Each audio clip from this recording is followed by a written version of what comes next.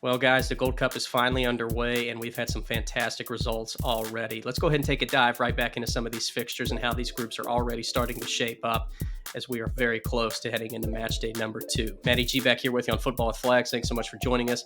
Make sure you hit that like and subscribe button as well if you haven't already done so. We appreciate you joining us as always. With that being said, guys, let's go straight into Group A. Well, guys, we had the Yanks and the Reggae Boys get this competition underway at Soldier Field in Chicago a couple of nights ago, and it was a fantastic game back and forth with a lot of great chances.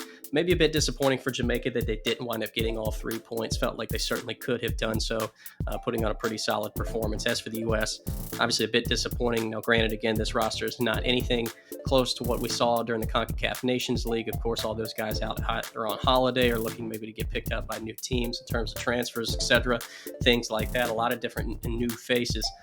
But in terms of this result, remember Jamaica went up 1-0 in the first half off a free kick, the goal from Lowe. And then they had a penalty later in the half, but unfortunately for Leon Bailey, he misses it as Matt Turner comes up with a great save. Leon gets his rebound, but can't put it back on frame with his right foot. A really fantastic save there, especially considering Matt Turner, again, for those of you who don't know, the U.S. goalkeeper asked to come back and play in this competition. And I'm pretty sure that's why he got the captain's armband for this game and probably throughout the rest of this tournament. But a great save for him. And then, of course, the U.S. come back, finally get a goal late in this one from sub Brandon Vasquez to make it 1-1. Again, I feel like Jamaica really could have gotten all 3 points. They had some really good chances. Obviously, the front 5 or so are very threatening. Damari Gray making his first appearance for Jamaica. You've got Antonio up there, of course, Leon Bailey, some others. Very dangerous side. Maybe one of the most dangerous Jamaican sides we've seen in terms of attacking opportunities. So a bit disappointing for them.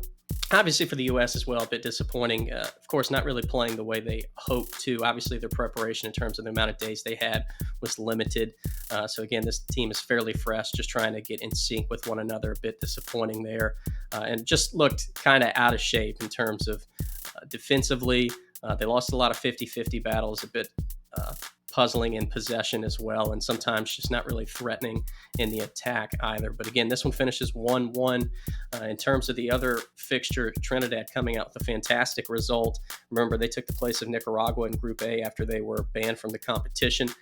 They come out straight away against the playoff winners, St. Kitts and Nevis, with a 3-0 win. Goals in the 43rd, 65th, and 73rd minute from Jones, Fortune, and Ibale.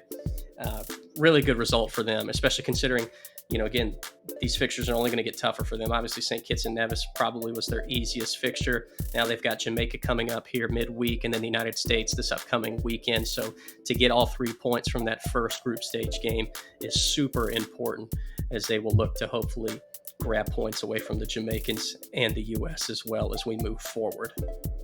On to Group B we go, and maybe the most exciting group in my opinion, with Mexico, Haiti, Qatar, and Honduras. The Haitians and Qataris got things going in the first game of this group, and it was a fantastic game down in Houston between these two. Qatar getting things off and running in the 20th minute with a goal. It was back and forth, a lot of really good chances for both sides.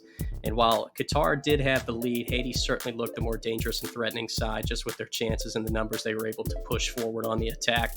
They finally get the goal there at stoppage time on a penalty to make it 1-1 and then score in the 7th minute of stoppage time.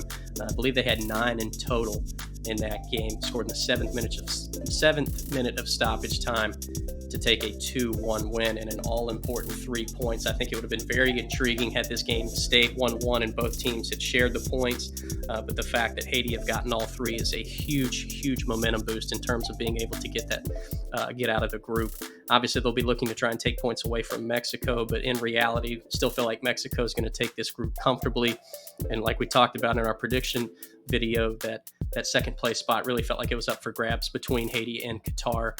And of course, Haiti getting the edge here early with all 3 points, taking away from Qatar, the invited guests, who again did bring a bit of a different roster. Certainly not what we saw during the World Cup back in November. A lot of new faces. I think they only had maybe 10 or 11 returners, but still obviously disappointing for them to not come away with anything there. As for Haiti, maybe one of the best sides we've ever seen for them yet. And of course, really trying to set themselves up to potentially try and make this World Cup in 2026. As for Mexico, They come out straight away. Romo gets a goal in the first minute, and they are just off and running.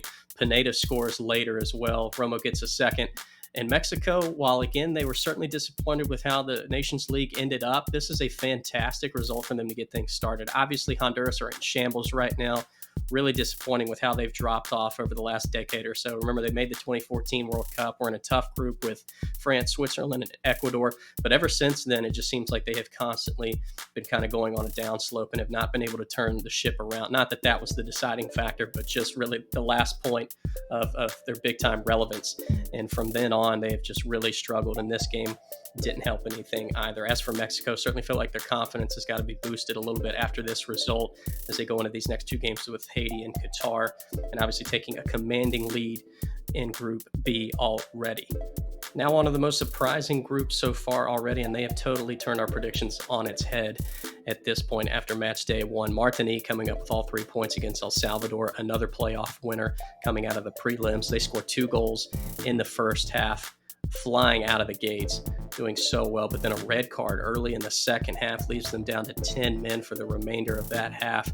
And it really felt like El Salvador had a good chance to come back. They missed a penalty later in that half, and they were really sloppy with some of their chances, had some really good looks to get on goal, but unfortunately just took them forever to finally get on the score sheet. They finally get one super late to at least make it 2-1, but Martinique hang on despite all the numbers forward for El Salvador, take all 3 points in a shocking result to get things going early. Of course, El Salvador have not been anything like we've seen in the past. They're in a bit of a rough patch as well, but as for Martinique, this is huge for them to get 3 points and get off to such a start in this group stage. As for Panama, coming off their semifinal loss to Canada in the Nations League, not really sure what we were going to see from them. As for Costa Rica, felt like they were certainly the favorites in this one, but Panama come out of the gates pretty hot as well. They score in the 23rd minute, take themselves a lead, and then add a second in the 68th, a great goal there to make it 2-0. And it really just felt like at that point, Costa Rica,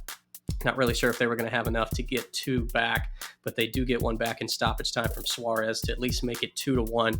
But certainly a poor result for Costa Rica, who felt like they should be coming out of the gate pretty hot against maybe their toughest competition in this group, Panama, and to come out of that game without any points, now having to certainly go to battle against Martinique and El Salvador, who, again, Martinique's not going to be anybody to play around with. I think they'll give them a tough game. As for El Salvador, we'll see what they can muster up later in this group stage. But again, for Costa Rica, and in our opinion, felt like they were the favorites in this group to come out of this first game with nothing. Pretty disappointing with their backs against the wall with 2 games to go.